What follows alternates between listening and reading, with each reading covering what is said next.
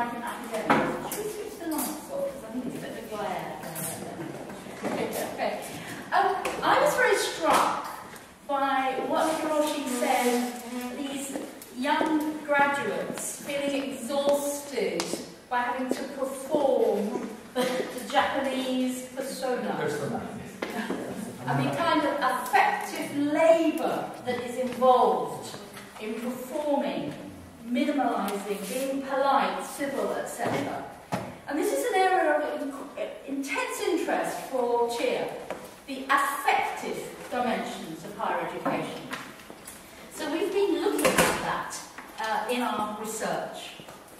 And what we've noticed, as you will all know because you are all engaged in higher education scholarship, is that the internationalisation is a major policy priority, globally, nationally, institutionally. Most universities now have strategies for internationalisation. The big global organisations like OECD, UNESCO, the World Bank, they all talk about the importance of internationalisation. And it tends to be promoted as this rational, objective, coherent, meritocratic process. It's discursively associated with freedom and fluidity. So mobility somehow suggests intellectual agility as well. So if you're stuck in one place, you're seen as parochial, inward-looking. If you're spending your life running around the world, being internationally active, you're seen as a more valid, authentic academic worker. So one of the rationales is that we need a new geographies of knowledge. We need a gestalt. Instead of people working on their own, in fractured, isolated environments, we put the very best the world has to offer together, and we get a gestalt of knowledge. It's always presented as ideologically neutral. And I know Youssef isn't here at the moment, but why is Japan investing in sub-Saharan Africa? Is it benign? Is it a form of redistribution of the world's resources? Or is it about the market, investing in human capital to create new markets? But the whole policy discourse suggests somehow that it's all neutral. It's just a good thing. It's an unqualified good. It's very much part of the choice architecture for academics and for doctoral researchers. And it's very disembodied. So people are represented as kind of chess players, pieces of chess. They can be picked up, dislocated, relocated, no problem. No community, no links, no affective load that they have to carry. But there are so many different reasons why people are mobile. Some of them are forced. You have the global refugee crisis. Others, you have the kinetic elite, the people who move around the globe, usually by invitation. There are a lot of anxieties, there are a lot of affordances, there are a lot of affective areas of intensity. But one area that we've discussed a lot is that internationalisation often is interpreted in a very superficial way, and Hiroshi gave us some great examples. So the additive approach, and this has been theorised in relation to gender studies for a long time, and equality and diversity. Do you just add a few underrepresented groups, get them in the photo, and then you demonstrate you have diversity? Or do you actually mainstream and integrate into the whole system? And one concern about internationalisation is that around the globe it's being interpreted in a very surface way. So add a few international students and stuff. You change the statistics, but you don't actually internationalise the curriculum. You don't decolonise the curriculum, you don't look at all the processes, the services, etc. So there's a big concern there that maybe migrant academics are being instrumentalised as part of a very surface internationalisation approach. identities that crossing borders can bring up a lot of identity work. And there's a lot of discussion about mobility and home and belonging and liminality and hybridity, etc. Where do you belong? Some of the people we worked with on this project move every 2 or 3 years. So where is home? And what does that do for identity and belonging and social networks? What we are arguing is there is a major set of academic labours involved in internationalisation. And there are frictions as well as advantages and opportunities. And what we don't hear in the policy-scapes are about these problems and these difficulties. It's all sanitised. It's all great. It's students are all encouraged, move, go on Erasmus programmes, get some study abroad, internationalise your CV. But we don't hear about all the problems. And if we do hear about the problems, it tends to be in relation to students. So there's a lot of literature around on culture shock for international students, mental health challenges for international students, but you hear very little about academics. You don't really know what's happening for migrant academics. Okay, so why is it so important? What are the arguments that are used to try and nudge people into internationalising themselves? Well, there are a whole set of drivers. So what does it symbolise if you have international experience on your CV? What does it represent? It shows cosmopolitanism. You are a citizen of the world. You can go anywhere, you can glad hand, you can work the room, etc.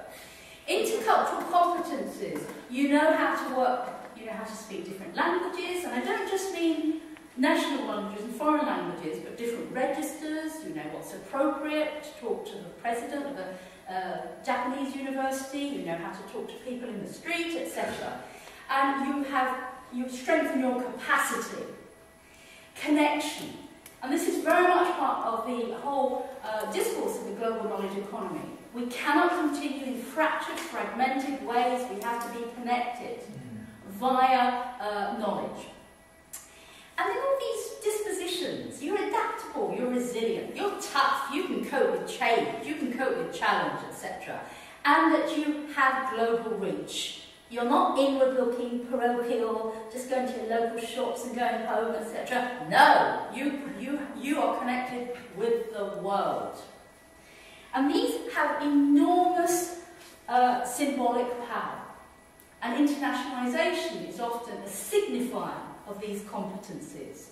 And if you don't have that, then you should be ashamed, basically. That is the message. If you have international deficit, that is a cause of shame. Okay, well, within all of this, is there an ideal type of immigrant, a designer immigrant? Now, Hiroshi has elaborated this. Who do they want in Japan? Who do they don't want? And what do they want them for? And it's the same if you look at the United Arab Emirates and whole areas of the globe where a lot of people are being brought in. They're being brought in for specific tasks and nothing more. Okay? But who's the designer, migrant academic? You know, we don't allow people who are going to cause a lot of problems and use up a lot of resources and be very difficult and get ill and depressed and use up all our services. No, we don't want that, right? We want nice high flyers. We want people who are global and cosmopolitan. That word keeps coming up. We want the entrepreneurial. They can make things happen. You can put them anywhere and they can start generating activity, knowledge, lots of connections, etc. We want lots of capacity. We want creativity. We want the ability to transfer knowledge. So not somebody who keeps saying, oh, well, in London we do it this way, and that is the way we do it. No, we want people who can transfer across borders, across boundaries, across different social groups. We want people who can exchange knowledge, to learn from each other, don't get stuck in their own rigidities. We want people who can move across nations, across linguistic boundaries. So much came up about language in Hiroshi's talk and in our research. We want people who can navigate cultural boundaries, who are sensitive, etc. So not a lot to ask, really. But just to go back to Japan, it has one of the lowest percentages of foreign residents in the OECD. And I know there are problems with these statistics because not everybody's a formal resident, but Japan is about 1.9 compared to the OECD average of 13%. So not a lot of foreigners are resident in Japan. So this is all quite new, and Hiroshi's elaborated the reasons. So, why are people going to Japan? What are they doing? And how are they experiencing being migrant academic? And this is just something a little bit about our research.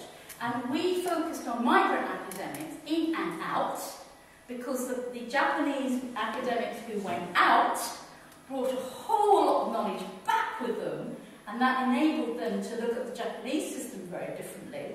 And the people coming into Japan brought knowledge with them and were able to see all sorts of features in the Japanese higher education system that other people hadn't seen. So their externality was a form of knowledge. But this is what we did. We worked across the different universities, and as Hiroshi said, there are very different types, hugely different types in Japan. I know higher education is stratified everywhere, but it's very stratified in Japan. So you've got these big global players like Kyoto, Doshisha, Tokyo, and then you've got the smaller private universities, which are very much teaching based. So we worked across that with different universities with 34 migrant academics, and only 10 were women and 24 were men. And I'll talk a little bit more about gender in a moment. And we looked at different types of migration, short, medium, long term. And we always ask questions about that. What is a migrant academic? Is it somebody who's there for a year, or somebody who's there for 30 years, or whatever? And these were the countries they came from or went to. Okay. What did we ask? Well, we asked about why is Japan internationalising? And this is a question that is exercising people across Japan. What are we doing? Why are we doing it? Is it all full demure? Is it all about fill up the places? We've got to bring in the reserve force because we don't have enough Japanese? Or do we have a genuine, authentic relationship with the internationals? We want to make these changes. So why? And what were the experiences? And what really interested us, we didn't want lots of description about the system. We actually wanted to hear what the areas of affective intensity were. What was difficult, what was challenging, and what was very enabling. So where was the attunement, where was the dissonance? And then how do participants navigate, inhabit, and embody difference?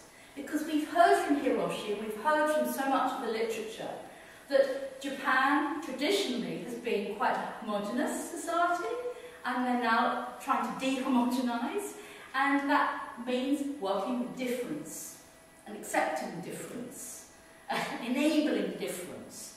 So the migrant academics as embodiments of difference, how are they experiencing Japan, and how is Japan experiencing them? Okay, well, lots of motivations for migration, and not just the wonderful food, although it is amazing. But we notice very big differences. Well, talking to migrant academics from the global north, and those from the global south. And those from the global north, often very strategic. And a lot of them had come in on the JET programme. They fell in love with Japan, and they stayed. Or they had some particular affinity for Japan that drove them. And it was very much part of the choice architecture. Japan also occupies a very important part in people's imaginaries. It's exotic, it's oriental, it's if you're coming from the States or the UK, but it's also very familiar and very safe and very knowable. So people, the word safe and safety, it just kept coming up in our data as a driver. So people could come from the States, they could experience East Asia, but they could still get their coffee in Starbucks. And this is the kind of thing that they love. They love the hyper-modernisation, and they love the difference. The major disciplinary differences, as you would imagine, STEM has long been internationalised, and there's been a lot of movement globally in the STEM fields, different forms, social sciences and humanities. A lot of people internationalise themselves for professional development. Again, that CV. Update the CV with a bit of international experience. The narratives from the world itself were very different. Often it was Hodemir logic. Well, I had to come here because I couldn't get a job in Canada. Or I got my PhD in Korea, so it's not worth anything in the UK. It's only really of value in East Asia.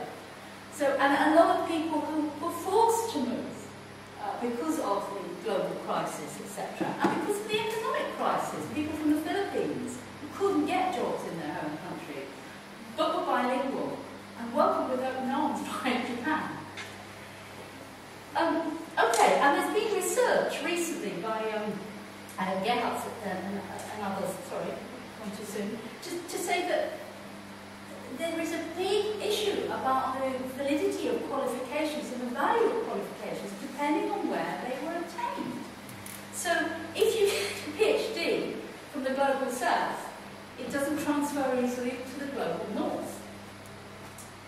Okay, well, a huge motivation of love of Japan. People really, really love Japan. We all love Japan. we're having real separation anxieties. But this term safety kept coming up. Nobody talked about the natural world. Nobody talked about tsunamis or earthquakes or typhoons or anything. They didn't feel at all endangered by the natural world. But they talked a lot about social safety. They weren't going to get attacked. They weren't going to get robbed. They weren't going to get murdered, etc. And a huge, huge love of Japanese culture. And then, as we were saying, academic freedom. And that's opened to a lot of deconstruction. What do we mean by academic freedom in Japan? And many of our participants equated it with the lack of audit. And they look at Britain and they cannot believe all the accountability measures in Britain and all the performance indicators that we have. Because there's no appraisal, there's no performance management. What we were saying, until you retire, until recently there was a lot of job security, very difficult to sack a Japanese academic. That's all changing, and you're moving towards a precarity employment regime. But on the whole, people thought they could do what they liked. They got a job in Japan, they could, as Greg was saying, research what they like, go where they like. And we mustn't forget that it's hugely well-resourced, has been, compared to a lot of systems. A lot of money in Japan. And people feel, on the whole, quite well cared for. Very different from if you interview people in Britain who just complain all the time. People love Japanese culture, and they have lots of different examples. They like manga, they like anime, they like aikido, martial arts. They love the arts, they love the aesthetics. So it had a huge pull for people. But this, as Yusef was saying, financial support. Several of the people we interviewed had been financed as international students and had stayed on. And they had everything. Scholarships, airfares, everything. They were very, very well catered for. So, a lot of love there. But what were the areas of affective intensity? Well, these were the four big ones. Navigating gender regimes, linguistic imperialism, I'm going to elaborate all these in a minute. Contractual precarity, and this Orientalism being other. These are the four big areas of affective intensity for our migrant academics. And we'll put all this on our CHEER website. We have open access. We'll have the film so you can download it all later. You don't need to weigh yourself out taking notes now. Gender. Gender. Okay. 4 times as many male as female internationalised faculty in Japan. Japan used to be the 2nd largest economy. It's now what, 4th? 3rd. Oh, sorry. 3rd. 3rd. Okay, I think we're about the 100. There we go. I think we're the 6th. But Japan ranks so low in the global gender equality index. And what's interesting is Japan and the Nordic countries share a lot of design aesthetics, but they certainly don't share the gender equality statistics. The Nordic countries are always at the top, and Japan is always somewhere near the bottom. 110th out of 149, which is unusual for such a developed country. And I'll leave you to work out what is going on there. Why is Japan so low in the gender equality index? But we all know, because we're academics and informed people, that gender isn't just about representation. It's not just a noun. It's not just about counting more women in, although that came up again and again in absence of women in Japanese higher education. It's academics, professors, 2 leaders, and they're both women colleges, women-only colleges. So women are absent numerically, but it's also how we do gender. Gender's a verb. How do we do it? It's about relational processes. It's about hierarchies. And internationalisation can materialise a lot of traditional gender practices and performances. So we've got quite a lot of data about women coming into Japan feeling they had to learn completely different gender roles in order to fit in. They had to serve the tea at the socials, etc. They had to be careful how they spoke, how they dressed. You gave us a lot of information there. There weren't many trousers, were there, for women? They were all in skirts, yeah. So the research, some of our findings, there's a gendered premium for white, heterosexual, anglophone men. And heteronormativity was very much part of the project findings. That people, their partners, their spouses, were always of the opposite sex. Nobody talked about LGBT plus issues. One person, but nobody introduced them. It's all about being heteronormative. And the Anglophone identity carried a huge premium. And then Japan's traditional regimes were often a motivator for Japanese women to study abroad. And there have been several studies conducted about why Japanese women become international students, and often it is to escape restrictive gender regimes in Japan. And then it's very difficult for them to re-enter. As one of our Japanese professors who'd been in Germany, she found it very hard to come back to Japan, having been habituated to different gender regimes in Germany. So gender was an area of affective intensity. And the women, what did they say? Well, I don't know if any of you have read this fantastic article by Alison about bento boxes and how Japanese mothers get up at 5 in the morning to prepare this aesthetically stunning bento box, a lunch box with wooden compartments for the children to take to school. And they have pictures of cats and flowers. It's all beautiful. So why I'm saying that is that the standard of mothering is very high in Japan. They set the bar very high. And a lot of the migrant academic women just couldn't come anywhere near that, particularly if they were working mothers. And the working fathers told us that if they went to the schools for any functions, they were the only men there. They felt they were really trespassing in a very gendered territory. So there are all kinds of regimes there around parenting and mothering that can be quite difficult for internationals to navigate. Some of our international women felt that they had been recruited to change the gender statistics. So we had people from Korea, from the States, from China, and they were doing very well because the universities wanted to promote them and invest in them. And they were very, very grateful for the opportunity, but they were part of an affirmative action program to change the statistics for women. A lot of men had training spouses. You've heard this term, where the partner follows the worker. And some of them, the men were very upset and disturbed about this because their wives couldn't work. The visa didn't allow them to work. And the wives were as qualified as they were, but they couldn't work. And they felt that this was an area of huge tension because the wives weren't particularly happy being housewives. They wanted to work, but they couldn't because of the visa system, etc. And this is something that comes out not just in Japan. This comes up in a lot of the literature on internationalisation.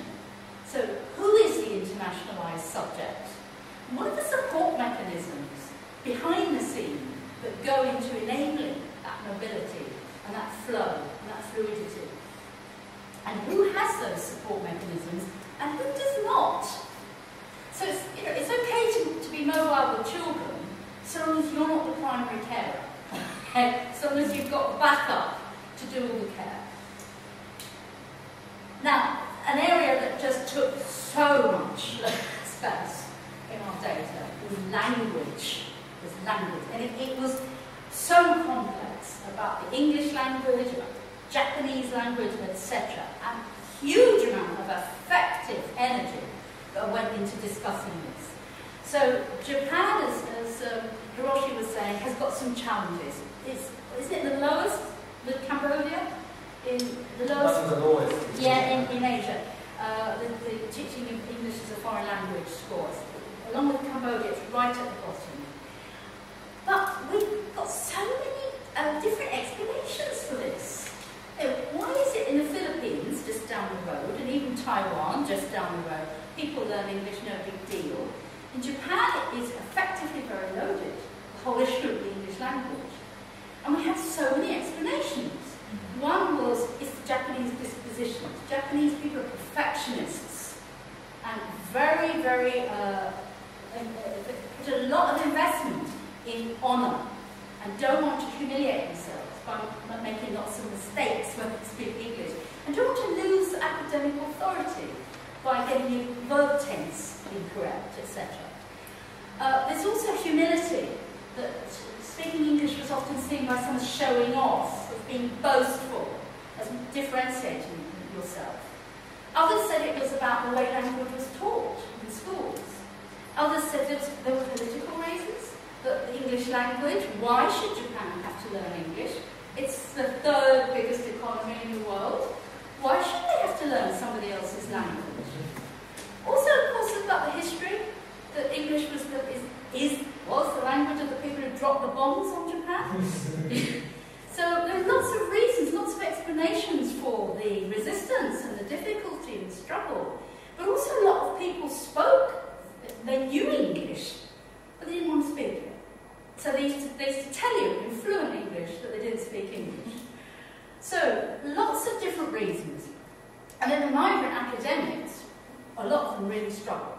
Some of them learned English like Greg, who everybody tells me about Greg. His Japanese is better than Japanese people's, you know, it's marvellous. But a lot of people really, really struggled. And if they didn't learn Japanese, they weren't attuned. They didn't know what was going on.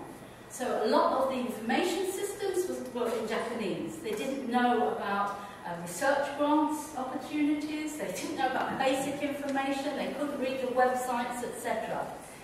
And most importantly, they weren't involved in decision-making. And so many migrant academics said they felt on the margins in their institutions. They weren't on committees, although we're all really grateful when we're not on committees here. But in Japan, it was an area of concern that everything was going on elsewhere around them, and they didn't have any input. Another area of tension was that some people were recruited, they thought, for their disciplinary expertise. They came to Japan, they ended up teaching English as a foreign language. So the English language, often international migrants, academics, they were valued more for their English language than their disciplinary knowledge. And that upset quite a few of them, because they thought, it's like you were saying, the job description changed. But there were big questions about whose responsibility is it in this language. If you accept a job in a Japanese university, shouldn't you go out and sort out some lessons? Or should the university provide Japanese lessons? Why should universities trade in English? Why should they have that if they're based in Japan? We don't. In Britain, we only function in English. We don't function in other languages. So lots of questions, political and economic questions about whose responsibility is it. And we got lots and lots of data, lots and lots about Japanese not speaking English. And the Filipino lecturer, he just was in despair. You know, he just said people speak brilliant English in Japan, but they don't. They won't speak it. And it's about honour and it's about face. And then there's this other big issue about the global league tables. And this isn't just in Japan. I've been working in Sweden and Finland recently. And if you don't publish in English in those countries, you can't even apply for promotion. Your publications don't count in for the global league tables. So there's a big investment in Japan because Japan wants to continue to be a big player in the global knowledge economy. And Japan has several universities in the top 100, Kyoto, Tokyo, etc. And then the migrant academics, there's this sort of sense of frustration a lot of the time. They can't learn Japanese for whatever reason. They get stuck with it. So they don't know what's going on. They can't interpret any of the information they get in front of them, etc. And a big concern was about research. So are migrant academics being excluded from the epistemic economy? So they're there as teachers, they're not there as knowledge creators. And that's a major tension. And a bit like you were saying, Hiroshi, this sort of disposable labour force. Come in, teach English, and go away. And very few of them were managing to get into the research economy. Okay, now we've got Carol Leafwood, who's written a lot and researched a lot on precarity, so I'm sure whatever I say she can elaborate. But precarity, this is a global concern. This is not just Japan. We've moved from the jobs for life, jobs until you retire, you should be so lucky, to a much more precarious employment regime in universities globally. And this is very much part of the neoliberalisation of the disposable labour. You put on a course, you recruit people just to teach that course. When the course is finished, you get rid of people. And that's global, that is not Japan. But in Japan, the difference is that it is a huge contrast to how you have been in the past with the jobs for life syndrome. So, migrant academics were often seen as temporary visitors. They're often teachers, not researchers, on short-term contracts. And there's precarious, contingent, flexible workers. They're the reserve labour force. A bit like during the war in Britain. Men went off, men were sent to the army, the navy, the air force. The women were brought in to run the agricultural economy, etc. The reserve labour force. The men came back, get rid of the women. So it's that kind of feeling that it's just all very disposable. It's also about you hear a lot when you're reading about Japanese higher education of core and periphery. These are kinds of binary you hear all the time. And Japan often locates itself as being on the periphery, wanting to get into the core. And they'll do it via language, they'll do it via international students, but it's a major concern, policy concern. And many of the migrant academics felt they were on the periphery of the periphery. So quite a challenging place to be. And this is, as I said, liminality, hybridity, where is home? Being between two different identity worlds. Some of our participants said they'd phone their mothers, and the mothers would say, back in London or wherever, when are you coming home? No, home's here, Mum. I live in Tokyo now. So there were all those identity shifts that were very difficult often to navigate. A lot of uncertainty with the precarity, not knowing when. And we got so much data about contracts.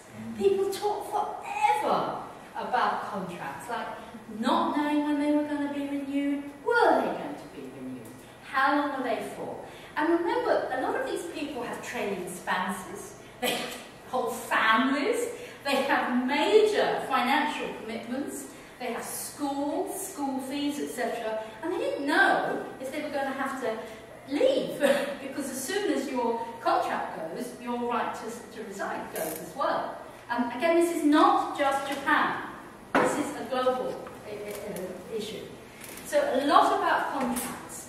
And this view somehow that there was a kind of a bipartite system, that foreigners were on one set of arrangements and the local community was on a different one. So a lot of concern there. Being other can be a very strong position. People like Edward Said and more lately Jane Kenway has talked about exilic thinking. When you're outside your own community, you see things differently. You have all kinds of knowledge, you have all kinds of insights. And there was a lot that was reported about kindness, friendship, etc. But also concern about lack of any induction, any formal preparation. So people depended very much on their friends in Japan to help them out, to translate, to interpret, to take them to the doctors, to sort out the schools, etc. None of that was done formally for people. A very important stress about networks and uneven social and practical support. Some universities helped with housing, etc. Others did nothing. And this issue about the exclusion from decision making. But an area that generated a lot of energy was pedagogy. And the migrant academics saw Japanese pedagogy and evaluated it in a very interesting way. Many of them say if they come from Britain or Germany, used to more interactive pedagogies and asking students their opinions. And when they tried that in Japan, it fell terribly flat. It just didn't work at all. And they didn't get much back. And they sort of theorised this a lot. They were talking about the transmission mode, how that encouraged passivity, the power relations between the teacher and the learner. You don't ask questions because that seems rude and very disrespectful to your elders, etc. So they theorised a lot about pedagogy, and that created quite a lot of interesting ideas about what needed to change. And there's a lot also in our data about the hierarchy, and Greg's book is the best source of data for this. The academic hierarchy, how the newer, younger researchers kept quiet, academics, they kept quiet, and they never ever contradicted or questioned the professoriate. They waited, they took their turn, they waited until they became senior, and then they held the floor. So there was that kind of dynamic of turn-taking, waiting your time. And we've developed a training module here in Sussex, and it's in Japanese, and in Spanish, and in English, about good practices for supporting migrant academics. But a lot of data about pedagogy and what do you do? How do you get Japanese students to engage and express themselves, express opinions? And this is an area we've been discussing. We're thinking maybe this could be a form of impact.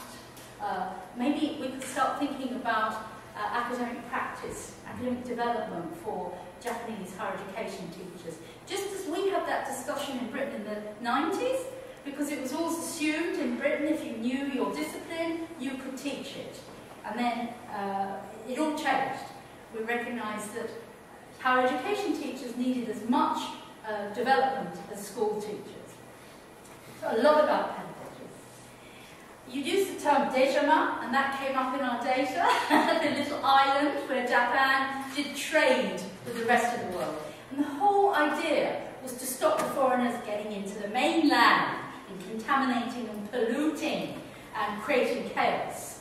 And some of our participants thought that that was still a mentality in Japan. You kept the foreigners separate.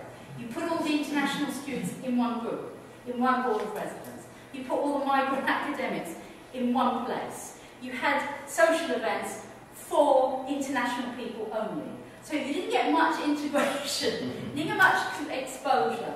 And also, I know we were talking yesterday that Japan, again, scores quite low in terms of wanting foreigners as neighbours. And when they're asked about that, they say, well, they'll make the place dirty. They'll contaminate it. You know, they'll put their bins out on the wrong day, or they'll bring in all kinds of problems that we have to deal with. So they're often seen as kind of problems and pollutants in the popular imaginary. So, some reflections. Let's think now what we're going to do with these data. Is it easier? Is there such a thing as an ideal migrant academic? Is it easier for some academics to migrate than others? Like the big premium if you're Anglophone, young, child-free, able-bodied? This otherness, the externality of migrant academics, generates a lot of knowledge. What opportunities are there for input for that knowledge and exchanging that knowledge? Are migrant academics other knowledge workers, brokers, or other knowledge producers? And as I said, that was a big source of tension. Are they the disposable teaching labour force? Or are they actually getting any epistemic inclusion? Are there opportunities to generate knowledge collaboratively across boundaries? And what arrangements, good practices need to be put in place to support migrant academics? What's not there that should be there?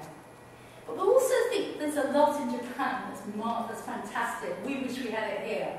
What do we want to keep? Investment. Japan invests heavily in higher education, particularly in internationalisation, whether it's students, programmes, etc.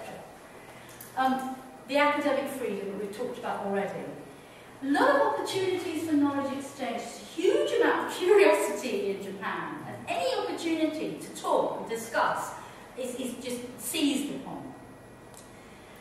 The sense of safety and civility and well-being. Now, I'm aware, after discussions with my colleagues from Japan, that this is often hugely managed.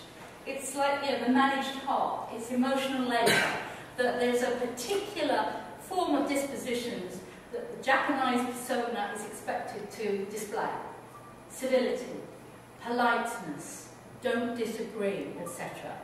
And that carries a big affective load, having to keep managing that. But people loved it. Foreigners loved it. They really enjoyed being on the receiving end of all that politeness and civility. What other suggestions do you have about what we need to keep? And then in terms of what needs to change, I'm going to take you back to those 4 areas: gender, language, precarity, and being other. And what suggestions do you have in relation to those 4 areas of findings? What specific actions, by whom, and when? Thank you all very much indeed. We talk about her speech with small groups, together.